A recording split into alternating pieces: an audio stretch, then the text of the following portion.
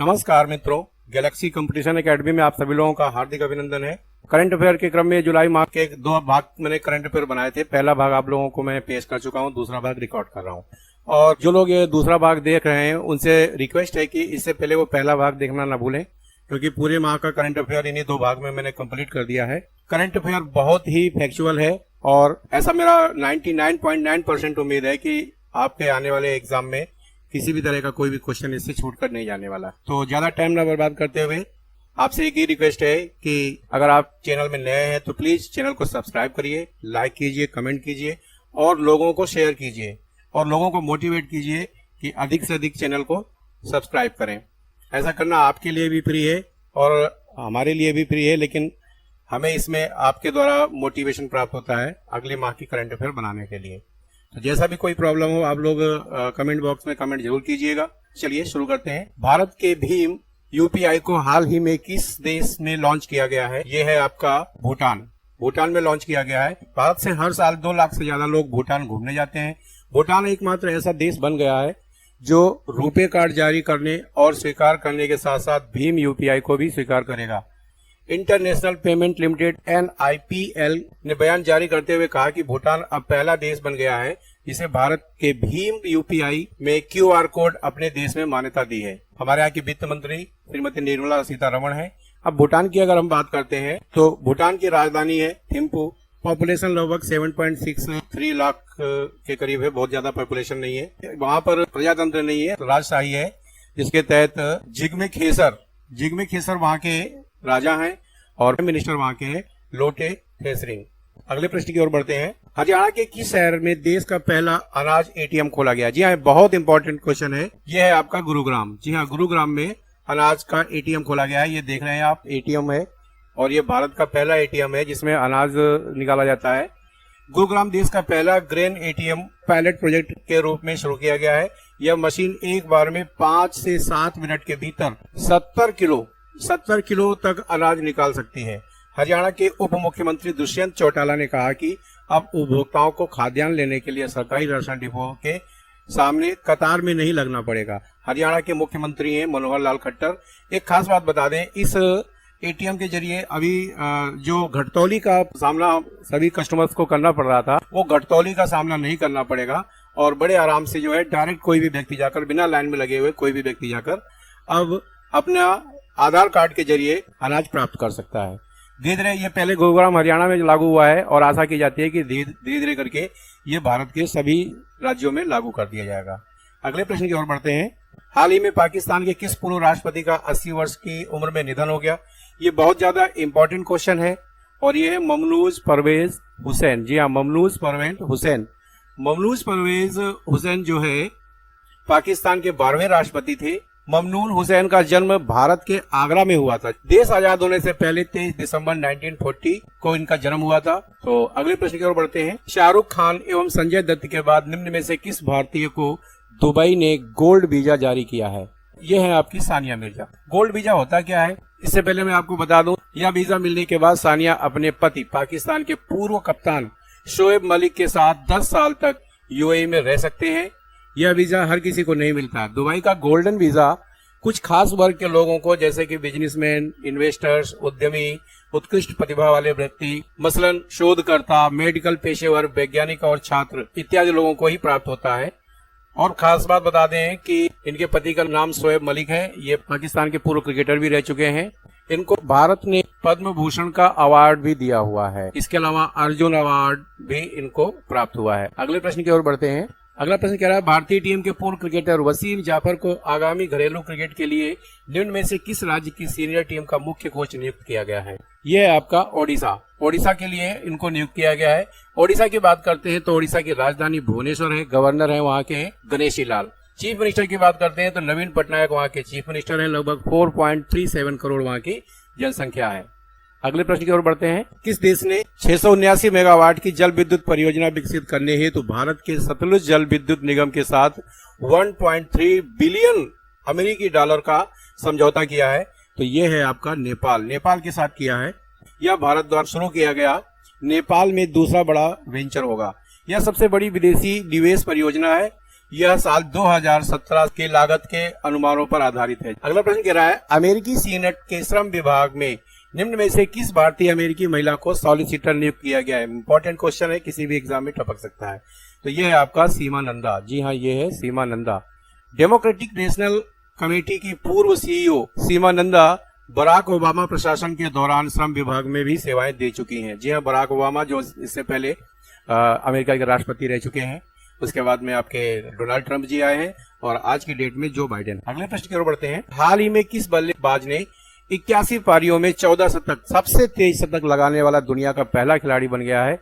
तो ये है आपके बाबर आजम। इंपॉर्टेंट है, पाकिस्तान के हीरो हैं। जैसे हमारे यहाँ विराट कोहली है इंडिया के हीरो, वैसे ही पाकिस्तान के हीरो हैं क्रिकेट के रूप में, और वर्ल्ड रिकॉर्ड इन्होंने बनाया है। बाबर आजम की अगर बात करते हैं तो इस मामले में उन्होंने साउथ अफ्रीका के हाशिम अमला, जी हाँ हाशिम अमला का रिकॉर्ड तोड़ा है। अमला ने यह कारनामा 84 पारियों में किया था, जबकि बाबर ने 81 पारियों में ये रिकॉर्ड तोड़ दिया है। अगर हम भारतीय कप्तान विराट कोहली की बात करते हैं तो विराट कोहली को भी इन्होंने पीछे छोड़ दिया। कोहली ने डेब्यू के बाद 183 वनडे पारी में 14 शतक बनाए हैं। जी हाँ, इन्होंने 183 वनडे पारी में 14 शतक बनाए थे। वे सबसे तेज शतक लगाने के मामले में वर्ल्ड में चौथे नंबर पर हैं। जी हाँ, कोहली जी वर्ल्ड में चौथे नंबर पर हैं। इंपॉर्टेंट क्वेश्चन है, किसी भी एग्जाम में आ सकता है। अगला क्वेश्चन है, भारत के जयनगर से किस देश के कुर्था के बीच 18 जुलाई को रेलगाड़ी परिचालन का सफल परीक्षण किया गया? तो ये है आपका नेपाल। दोनों देशों के बीच में लगभग 34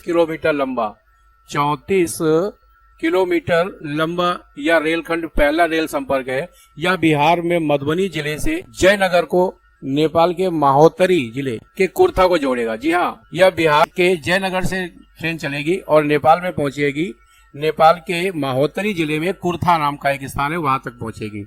इसकी लागत लगभग 19 करोड़ रुपए के करीब है।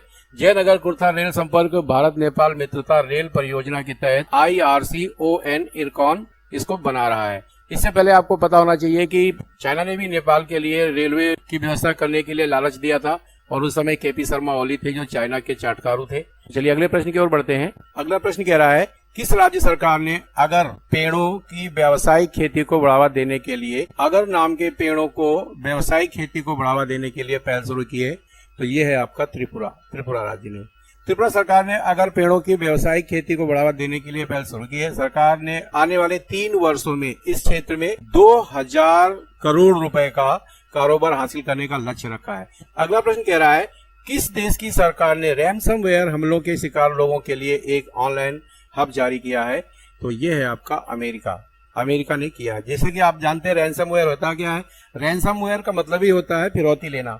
तो रैनसमवेयर एक ऐसा मालवेयर था या ये कह सकते हैं कि वायरस है जो कंप्यूटरों में, आपके कंप्यूटर में घुसने के बाद में आपके कंप्यूटरों को हैक कर लेता है और उसके बाद में आपके कंप्यूटर पे एक मैसेज भेज देता है कि इतने बिटकॉइन या इतने $1 आप पे कीजिए, तभी हम आपका ये कंप्यूटर अनलॉक करेंगे।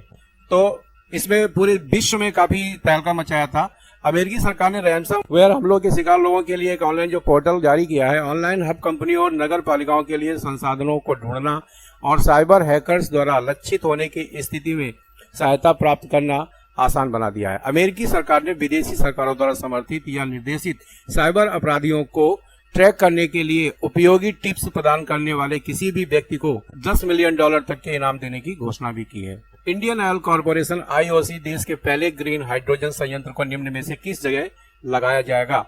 तो ये आपको बता दें मोस्ट इंपॉर्टेंट है, और ये यूपी के मथुरा जिले में लगाया जाएगा। IOC के अध्यक्ष श्रीकांत माधव संयुक्त राष्ट्र के किस पूर्व महासचिव को हाल ही में एक बार फिर अंतर्राष्ट्रीय ओलंपिक समिति यानी IOC के आचरण आयोग का अध्यक्ष चुना गया है? तो ये है आपके वान की मून। जी हाँ, वान की मून जाना पहचाना नाम है और ये UNO के अध्यक्ष भी रह चुके हैं। IOC के सत्र के दौरान उन्हें इस पद पर दोबारा चुना गया है। और बता दें वान की मून जनवरी 2007 से 2016 तक यूनाइटेड नेशंस ऑर्गेनाइजेशन संयुक्त राष्ट्र महासंघ के अध्यक्ष भी रह चुके हैं। ये क्रम भी आप लोग इनका याद रखिएगा। आज की डेट में एंटोनियो गुटेरस हैं। हाल ही में किस देश में मंकी बी वायरस से मानव के संक्रमित होने का पहला मामला सामने आया है? तो ये है आपका चीन से आया है। आपको एक खास जानकारी दे दें कि इस मंकी बी वायरस पर मैंने एक टोटल डॉक्यूमेंट्री वीडियो बनाया है 7-8 मिनट का। आप लोग अगर चाहेंगे तो प्लेलिस्ट में जाकर इस डॉक्यूमेंट्री वीडियो को भी पूरा देख सकते हैं और अपना फीडबैक दे सकते हैं। अगले प्रश्न की ओर बढ़ते हैं। डीआरडीओ ने सतह से सतह पर मार करने वाली किस नई पीढ़ी के मिसाइल का सफल परीक्षण किया है? तो यह है आकाश की नई पीढ़ी का सफल परीक्षण किया हुआ है। जुलाई 2021 को आकाश मिसाइल ने नए संस्करण यानी आकाश एनजी, आकाश के सामने आप एनजी भी लगा दो तो ये नया संस्करण माना जाएगा। आकाश एनजी का जमीन से हवा में मार करने की क्षमता से लैस इस मिसाइल का परीक्षण समेकित परीक्षण रेंज यानी ITR से किया गया है। अगले प्रश्न की ओर बढ़ते हैं। अंतरराष्ट्रीय ओलंपिक समिति IOC ने साल 2032 में होने वाले ओलंपिक की मेजबानी निम्न में से किस शहर को चुना हुआ है? तो यह है आपका ब्रिस्बेन। जी हाँ, ब्रिस्बेन को चुना हुआ है। इंपॉर्टेंट क्वेश्चन है, ये इंपॉर्टेंट क्वेश्चन है। ऑस्ट्रेलिया इससे पहले भी 2 बार ओलंपिक खेलों की मेजबानी कर चुका है। कब किया है? एक बार किया है 1956 में और दूसरा किया है सन 2000 में। सन 2000 में दोबारा किया है। ठीक है, अगले प्रश्न की ओर बढ़ते हैं।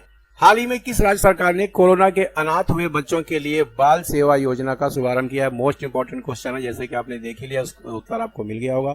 यह उत्तर प्रदेश ने किया है। इसमें कोरोना के कारण अनाथ बच्चों के लिए 4000 रुपए की आर्थिक सहायता दी जाएगी। 10 वर्ष से कम उम्र के बच्चों के लिए राजकीय बाल गृह में भी उनकी देखभाल की जाएगी। अवयस्क बच्चियों को कस्तूरबा गांधी बालिका विद्यालय में पढ़ाई व देखभाल के लिए व्यवस्था की जाएगी और बालिकाओं की शादी के लिए 1,01,000, नोट करिएगा, ये पॉइंट बहुत इंपॉर्टेंट है, 1,01,000 रुपए की राशि भी उपलब्ध कराई जाएगी। इसके अलावा उच्च शिक्षा हासिल कर रहे बच्चों को लैपटॉप व टैबलेट भी दिया जाएगा।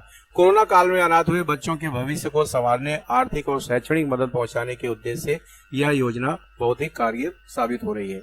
अगले प्रश्न की ओर बढ़ते हैं। हाल ही में नवीन और नवीकरणीय ऊर्जा मंत्रालय यानी MNRE ने वर्ष 2022 तक 5 गीगावाट का मध्यकालिक लक्ष्य और वर्ष 2030 तक कितने गीगावाट का दीर्घकालिक लक्ष्य हासिल करने की घोषणा की है? तो ये 30 गीगावाट तक। जी हाँ, 30 गीगावाट तक। 30 यानी भारत की तटरेखा 7600 किलोमीटर है, जिसके माध्यम से 127 गीगावाट अपतटीय पवन ऊर्जा उत्पन्न की जा रही है। अपतटीय पवन ऊर्जा का तात्पर्य जल निकायों के अंदर पवन फार्मों की स्थापना है। बिजली उत्पन्न करने के लिए समुद्री हवाओं का उपयोग इसमें किया जाता है। ठीक है ना, तो ये है आपका 30 गीगावाट। अगले प्रश्न की ओर बढ़ते हैं। अगला प्रश्न कह रहा है, पेरू का नया राष्ट्रपति निम्न में से किसे नियुक्त किया गया है? तो ये है आपका पेड्रो कैस्टिलो। जी हाँ, पेड्रो कैस्टिलो को नियुक्त किया गया है। पेरू की बात करते हैं तो पेरू की राजधानी लीमा है, LIMA।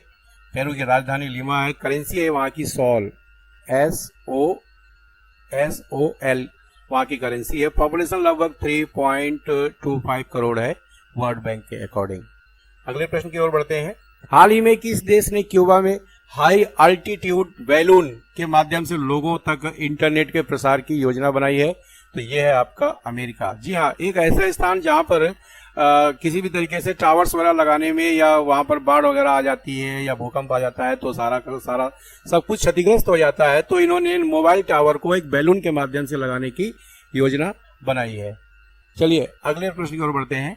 हाल ही में किस देश ने स्पेस राइस की अपनी पहली फसल की कटाई की है? मोस्ट इंपॉर्टेंट है और यह है चीन। जैसा कि आप जानते हैं चाइना का विस्तारवादी स्वभाव तो आप पहले से ही जान रहे हैं, लेकिन आज की डेट में ऐसा लग रहा है कि ये दुनिया को तो छोड़िए, चंद्रमा पर भी अपने विस्तारवादी रवैया अपनाए हुए है और चंद्रमा पर भी जो है उसने चावल उगा दिए हैं। चीन ने नवंबर में चोंग-E5 मिशन के तहत 23 दिवसीय चंद्र यात्रा के दौरान चावल के बीज भेजे थे। ब्रह्मांडीय विकिरण और शून्य गुरुत्वाकर्षण के संपर्क में आने के बाद लगभग 40 ग्राम वजन वाले इन बीजों पर चीन ने अंतरिक्ष प्रजनन अनुसंधान केंद्र में अनुसंधान किया है और चीन 1987 से चावल और अन्य फसलों के बीज अंतरिक्ष में ले जा रहा है और उन पर अनुसंधान कर रहा है। अगले प्रश्न की ओर बढ़ते हैं।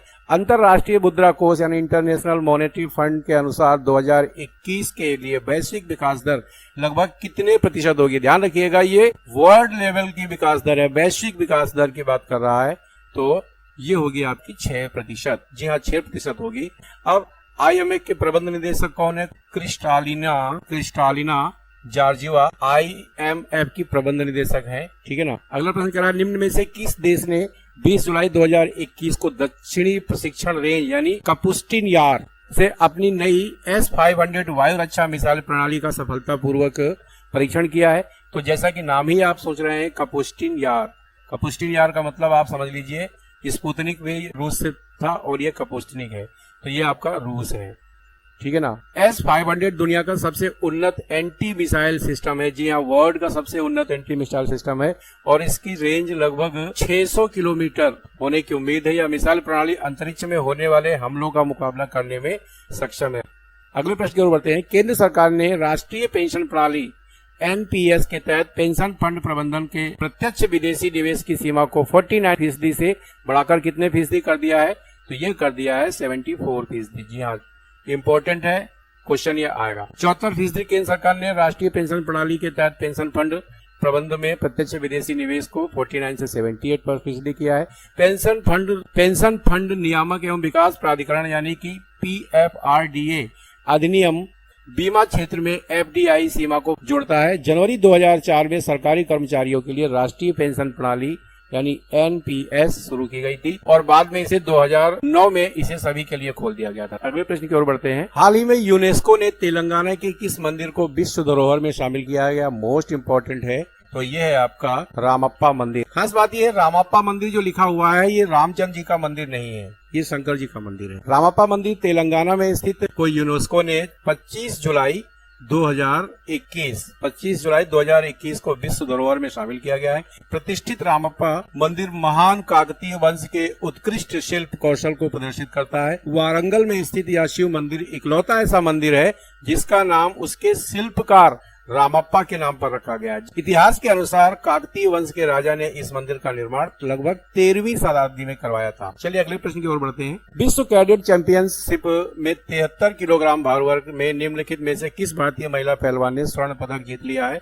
तो ये है आपकी प्रिया मलिक। अगले प्रश्न की ओर बढ़ते हैं। निम्न में से किस राज्य सरकार ने शिक्षा के क्षेत्र में आपदा प्रबंधन विषय को अनिवार्य विषय की घोषणा की है? तो ये है आपका तमिलनाडु का। अरुण साहू वहाँ के उच्च शिक्षा मंत्री हैं। ठीक है, अगले प्रश्न की ओर बढ़ते हैं। इंपॉर्टेंट क्वेश्चन है ये। वेट लिफ्टर मीराबाई चानू ने टोक्यो ओलंपिक 2020 में 24 जुलाई को कौन सा पदक जीतकर इतिहास रच दिया है? तो ये है आपका रजत पदक। जी हाँ, रजत पदक जीतकर उन्होंने इतिहास रच दिया है। किस IIT संस्था ने घुसपैठ पहचान प्रणाली यानी एंटी ड्रोन टेक्नोलॉजी साइबर सुरक्षा प्रणाली के लिए साइबर सुरक्षा समाधान खोजने के लिए टेक्नोलॉजी इनोवेशन हब लॉन्च किया है? मोस्ट इम्पोर्टेंट है क्योंकि ये यूपी से रिलेटेड है, यूपी वालों के लिए मोस्ट इम्पोर्टेंट है, तो यह है IIT कानपुर। अगले प्रश्न की ओर बढ़ते हैं। किस राज्य में मची राजनीतिक उथल पुथल के बीच BS येदियुरप्पा ने मुख्यमंत्री पद से इस्तीफा देने की घोषणा की है? तो ये है आपके कर्नाटक। कर्नाटक में हमेशा नाटक बना रहता है, इसलिए येदियुरप्पा और पलानीस्वामी और इस तरह के जो नाम है कर्नाटक से ही आते हैं, तो इस चीज को ध्यान रखिएगा। अगला प्रश्न कह रहा है, ओलंपिक में पहली बार शामिल हुई स्केट बोर्ड स्पर्धा में निम्न में से किस 13 साल की जापानी छात्रा ने गोल्ड मेडल जीता है? ये निशिया मोमोजी। जी हाँ, निशिया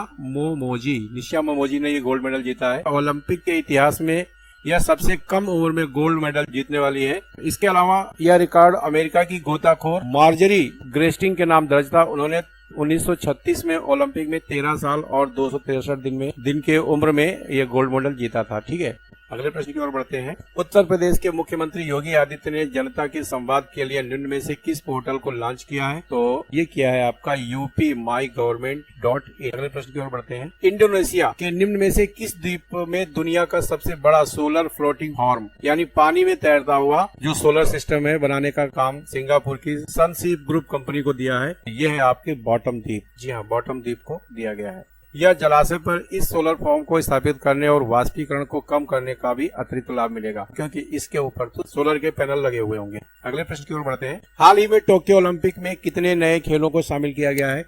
मोस्ट इम्पोर्टेंट क्वेश्चन है। 4 खेल शामिल किया गया है। वो खेल कौन कौन से हैं? कराटे, स्केटबोर्ड, सर्फिंग और सपोर्ट क्लाइंबिंग। इसके अलावा 13 साल के बाद बेसबॉल की वापसी भी हुई है। अगले प्रश्न की ओर बढ़ते हैं। नागरिक उड्डयन सुरक्षा ब्यूरो यानी bureau of civil aviation security का महानिदेशक निम्न में से किसे नियुक्त किया गया है?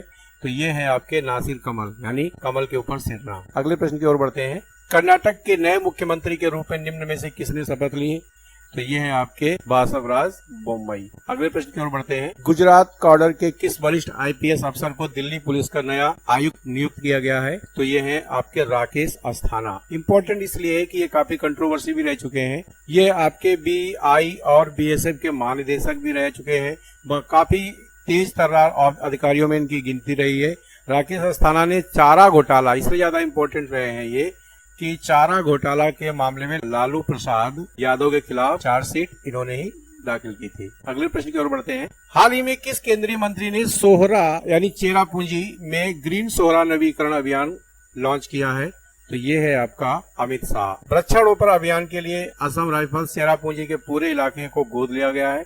इस क्षेत्र में कुल भूमि क्षेत्रों का 80% और उससे अधिक लंबे समय तक पेड़ लगाने के लिए तैयार किया गया है। अगले प्रश्न की ओर बढ़ते हैं। यूनेस्को ने किस राज्य में स्थित हड़प्पा युग के महानगर धोलावीरा को विश्व धरोहर सूची में शामिल किया है? तो ये है आपका गुजरात। इससे पहले तेलंगाना का काकतीय रुद्रेश्वर मंदिर विश्व धरोहर में शामिल किया गया है, जो मैंने अभी आपको थोड़ी देर पहले बताया था। मोस्ट इम्पोर्टेंट है, दोनों ही जो है विश्व धरोहर में शामिल हुए हैं। एक धोलावीरा का हड़प्पा युग और दूसरा ये कहाँ का है? गुजरात का है और दूसरा तेलंगाना का। अगले प्रश्न की ओर बढ़ते हैं। अंतर्राष्ट्रीय मुद्रा कोष IMF ने वित्त वर्ष 2021-22 के लिए देश की जीडीपी ग्रोथ को निम्न में से कितने प्रतिशत रहने का अनुमान लगाया है? तो ये है 9.5%। ठीक है ना। अगले ये इंपॉर्टेंट प्रश्न है, PCS वालों के लिए ज्यादा इंपॉर्टेंट है। अगले प्रश्न के लिए बढ़ते हैं। अमेरिका में चीन के नए राजदूत के रूप में निम्न में से किसे नियुक्त किया गया है? तो ये है आपके किन गोंग। जी हाँ, किन गोंग। चाइनीज लोगों के ऐसे चीन पिंगपोंग नाम होते हैं, तो वैसे ही नाम आप याद रख लीजिएगा, किन गोंग। अगले प्रश्न की ओर बढ़ते हैं। अमेरिका ने हाल ही में भारत के टीकाकरण कार्यक्रम यानी कोविड-19 वैक्सीनेशन प्रोग्राम में सहायता के तौर पर कितने करोड़ डॉलर की मदद की है? तो ये है $2.5 करोड़ की मदद की है। भारत और किस देश के बीच 12वां संयुक्त सैन्य अभ्यास इंद्र 21, आप नाम से ही पहचान गए होंगे, शुरू किया गया है? तो ये है आपका रूस। अगले प्रश्न की ओर बढ़ते हैं। प्रधानमंत्री नरेंद्र मोदी ने गांव के बच्चों को प्ले स्कूल की सुविधा देने के लिए निम्न में से किस प्रोग्राम का शुभारंभ किया है? तो ये है विद्या प्रवेश प्रोग्राम। याद रखिएगा, ये है विद्या प्रवेश प्रोग्राम। अब तक प्ले ग्रुप का कॉन्सेप्ट बड़े शहरों तक ही सीमित था। विद्या प्रवेश के जरिए यह गांव-गांव जाएगा। ये प्रोग्राम आने वाले समय में यूनिवर्सल प्रोग्राम के तौर पर भी लागू किया जाएगा। मोस्ट इम्पोर्टेंट क्वेश्चन है, ये आएगा जरूर, लिख के रख लीजिए। अगले प्रश्न की ओर बढ़ते हैं। निम्न में से किस देश के राष्ट्रीय कला संग्रहालय में रखी भारत की तस्करी की हुई 14 मूल्यवान कलाकृतियों को वापस लौटाने पर सहमति दी है? तो इसका आंसर होगा ऑस्ट्रेलिया।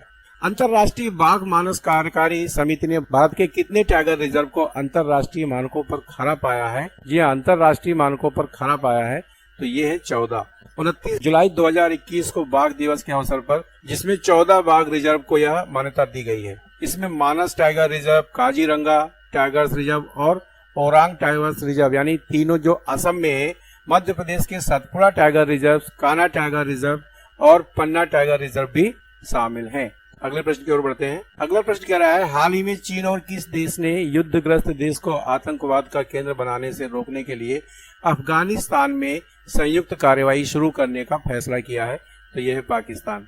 ये तो बस वही बात हुई, चोर से कह रहे हैं चोरी करो और स्वयं से कह रहे हैं कि मैं निगरानी करूंगा। अगले प्रश्न की ओर बढ़ते हैं। हाल ही में किस देश के अंतरिक्ष एजेंसी रॉसकॉस्मस ने इंटरनेशनल स्पेस स्टेशन ISS में नौका नाम की एक अपनी सबसे बड़ी अंतरिक्ष प्रयोगशाला लॉन्च की है? जी हाँ, रॉसकॉस्मस की बात करते हैं तो ये है आपकी रूस से रॉसकॉस्मस याद रखिएगा, रूस है इसका आंसर, रूस।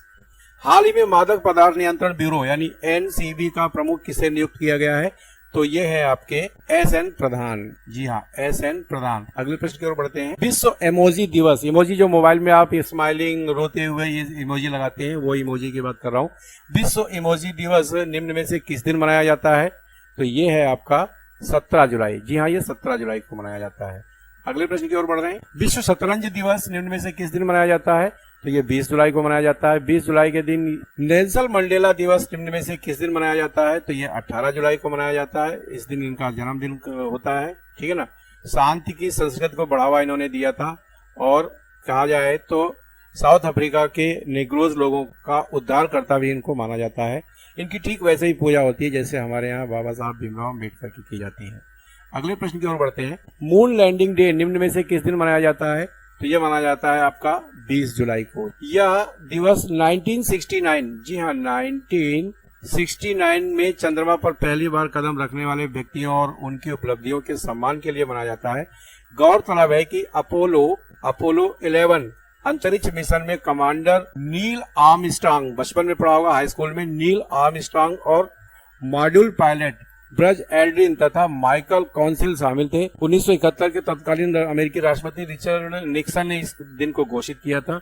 और अगर इंडिया की बात करते हैं तो इंडिया में मून पर सबसे पहले जाने वाले हैं राकेश, RAKESH, राकेश शर्मा। इंडिया के राकेश शर्मा सबसे पहले मून पर पहुंचे थे। उस समय तत्कालीन प्रधानमंत्री इंदिरा गांधी थी। उन्होंने सैटेलाइट के जरिए उनसे बात भी की थी और उन्होंने कहा था कि ऊपर से हमारा भारत कैसा दिखता है, तो राकेश शर्मा ने जवाब दिया था सारे जहां से अच्छा। राष्ट्रीय प्रसारण दिवस यानी नेशनल ब्रॉडकास्टिंग डे निम्न में से किस दिन मनाया जाता है? तो ये मनाया जाता है आपका 23 जुलाई को। अगले प्रश्न की ओर बढ़ते हैं, बहुत अच्छा क्वेश्चन है। कारगिल विजय दिवस निम्न में से किस दिन मनाया जाता है? ये मनाया जाता है 26 जुलाई को। 26 जुलाई को कारगिल विजय दिवस मनाया जाता है। तत्कालीन प्रधानमंत्री अटल बिहारी वाजपेयी थे। 1999 की बात है, 1999 की बात। अगले प्रश्न की ओर बढ़ते हैं। विश्व मस्तिष्क दिवस यानी वर्ल्ड ब्रेन डे निम्न में से किस दिन मनाया जाता है? तो ये मनाया जाता है आपका 22 जुलाई को। जी हाँ 22 जुलाई को मनाया जाता है। अगले प्रश्न की ओर बढ़ते हैं। विश्व प्रकृति संरक्षण दिवस वर्ल्ड नेचर कंजर्वेशन डे निम्न में से किस दिन मनाया जाता है? तो ये मनाया जाता है आपका 28 जुलाई को। अंतरराष्ट्रीय बाघ दिवस इंटरनेशनल टाइगर्स डे निम्न में से किस दिन मनाया जाता है? तो ये 29 जुलाई को मनाया जाता है। 29 जुलाई को मनाया जाता है। इसके बारे में आपको कुछ जानकारी दे दें। यह दिवस जागरूकता दिवस के रूप में भी मनाया जाता है। विश्व में बाघों की लगभग 70%, जी हाँ 70% आबादी भारत में रहती है। देश में 2967 बाघ हैं, जबकि पूरी दुनिया में मात्र 3900 बाघ हैं। विश्व में भारत के अतिरिक्त बांग्लादेश, भूटान, कंबोडिया, चीन, इंडोनेशिया, लाओ, PDR, मलेशिया और म्यांमार, नेपाल, रूस, थाईलैंड और वियतनाम में भी पाए जाते हैं। अगला प्रश्न, विश्व हेपेटाइटिस डे निम्न में से किस दिन मनाया जाता है? तो ये मनाया जाता है 28 जुलाई को। तो आज का वीडियो यही समाप्त होता है। यदि आप चैनल में नए हैं तो वीडियो को लाइक करें, सब्सक्राइब कर लें और अधिक से अधिक लोगों को शेयर करें और उनको बोलें कि इस चैनल को सब्सक्राइब कर लें।